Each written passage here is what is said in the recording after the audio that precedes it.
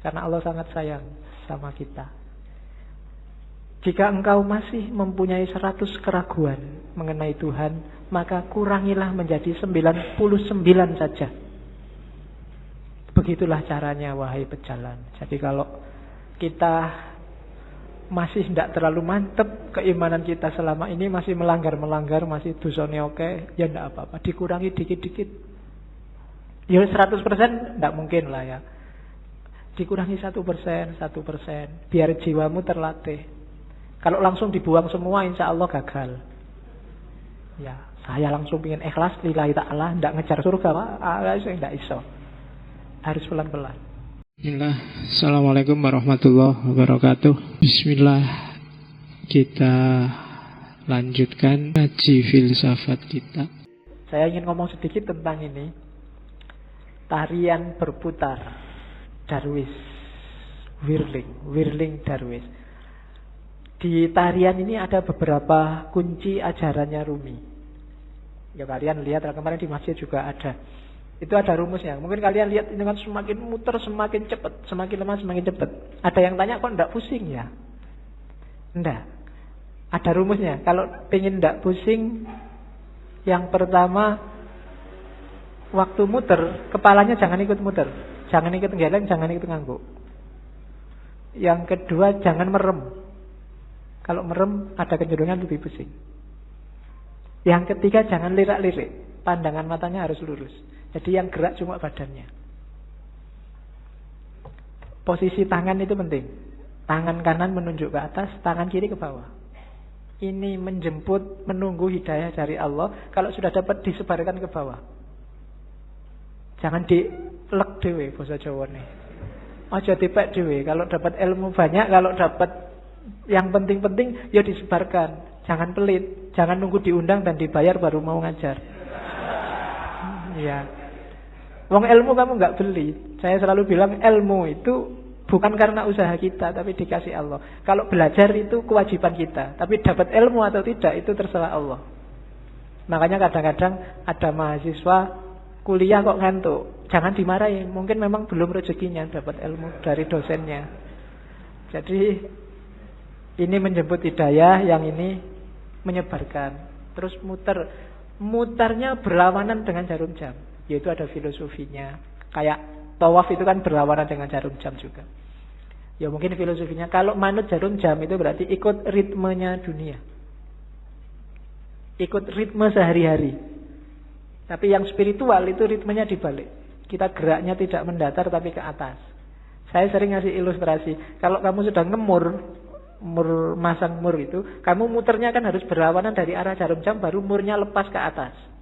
Tapi begitu kamu searah jarum jam, murnya akan semakin mancep, semakin ke dalam. Maka tarian ini juga muternya berlawanan, biar ada energi vertikalnya, energi ke atasnya. Itu diantara rahasianya. Ada topinya. Topi ini kalau di Rumi, topi yang tinggi itu isyarat dari kuburan, makam, nisan. Maksudnya apa? Kuburan dari ego, kuburan dari nafsu, hasrat duniawi. Itu kan topi yang tidak keren sama sekali. Karena memang simbol dari nisan, simbol dari kuburan. Kamu jalan-jalan di mall pakai itu mesti dilihat banyak orang. Tidak keren. Karena memang simbolnya bukan simbol untuk keren-kerenan. Dia simbol dari ego. Terus baju putih itu ya ego yang sudah kamu kubur dalam dirimu, sekarang kasihlah yang putih, ditutupi oleh cahaya amal baik, kesucian. Nanti kalau pertunjukan biasanya ada fase ketika yang di tengah pakai jubah hitamnya dibuang. Nah, itu berarti membuang semua yang hitam-hitam, yang jelek-jelek, untuk lahir sendiri jadi putih. Terus nanti ada gerakan kayak orang kedinginan itu. Nah, ini gerakan menyatu, angka 1, tauhid. Dan seterusnya, itu wawasan kecil aja. Jadi kamu jangan heran kalau ada jenis tari semacam itu. Itu ada makna spiritualnya. Nari saja tanpa makna ya eman-eman. Yang lihat tari juga harusnya bisa ngambil makna. Kalau dalam sufi, jenis semacam ini namanya sama. Sama itu seni mendengarkan. Dengan mendengarkan terus kamu tergerak mengalami kedekatan sama Tuhan. Kan kadang-kadang ada orang yang Kalau wiritan sendiri dia susah dekat sama Allah, susah tergetar hatinya. Tapi begitu mendengarkan orang ngaji, mendengarkan lagu-lagu spiritual itu batinmu tergetar. Mendengarin lagu religius itu kamu kadang-kadang kan bisa nangis, apalagi pas duit entek. Kok sedih ya aku. Kapan ini kan gitu. Nah, itu. Tapi kalau wiritan sendiri enggak. Kan ada yang gitu. Maka teknik mendekat ke Allah itu sufi macam-macam. Kalau di torekotnya Rumi ini pakai tarian sama namanya. Karena ada musiknya nanti kan. Dan musik itu yang bikin ekstase lebih cepat. Oke, itu Whirling Dervish namanya. Teori tentang Darwish yang berputar. Saya sudah mau masuk ke cinta, cuma puisi ini menarik saya untuk bekal teman-teman. Bagus untuk tidak kemerungsung. Banyak orang hari ini ketika kamu belajar ajarannya sufi terus, waduh berarti harus jadi sufi ini. Terus kamu besok wiritan terus, puasa terus 2 hari, tapi habis itu hari ketiga lagi, kumat lagi, terus lagi. Enggak. Katanya Rumi enggak begitu caranya, pelan-pelan. Step by step. Jika engkau belum punya ilmu, hanya prasangka, ya milikilah prasangka yang baik tentang Tuhan.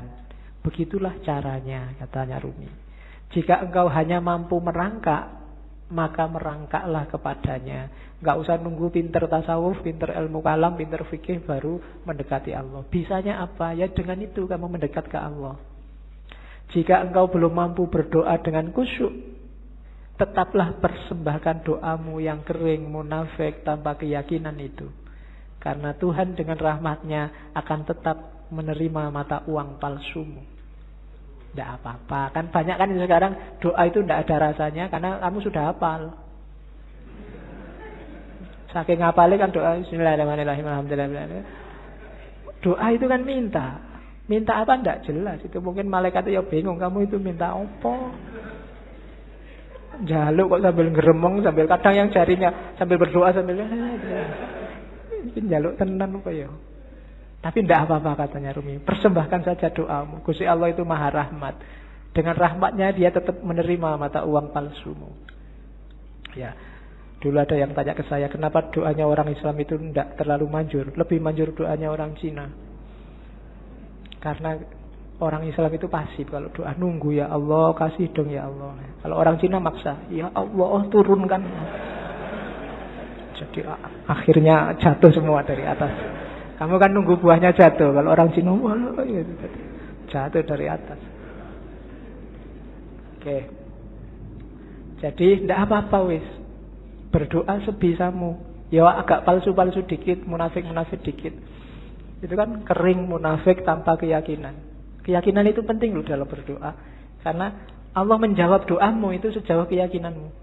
Saya sering bilang kan, kalau kamu berdoa, ya Allah semoga semester ini saya lulus kumlot, tapi kamu bisa ndak? Ya wong IPK ya ndak. Kamu sendiri ragu-ragu ya ora dibales, kamu sendiri nggak yakin.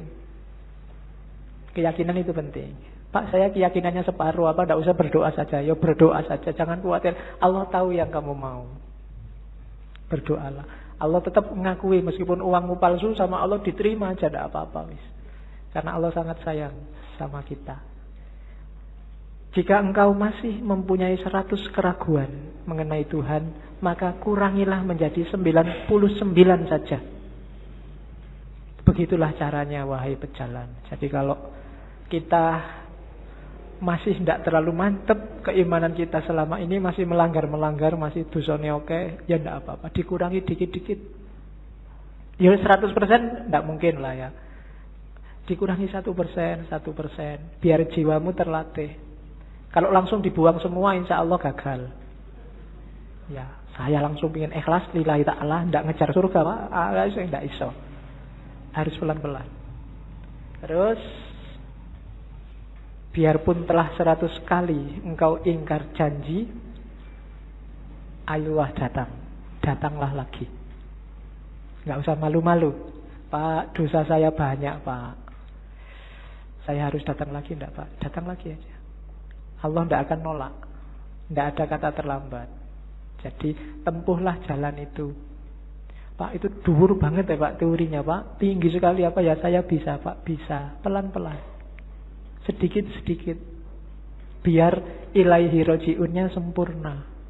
Eman-eman. Kalau nanti kamu tidak nafasnya tidak mutmainnah. Dilatih pelan-pelan. Pak, saya itu susah ikhlas Pak. Kalau sedekah mesti pamrih Pak. Ya sementara pamrih dulu tidak apa-apa, tapi tetap sedekah. Nanti lama-lama latihan. Oke, jadi tempuhlah jalan itu. Jangan ragu-ragu. Jangan nunggu. Biasanya kelemahan yang muda-muda kayak teman-teman nunggu. Nunggu nanti besok kalau tua. Ya. Ya, kalau yang zaman muda enggak, yang tua kelihatannya lebih berat.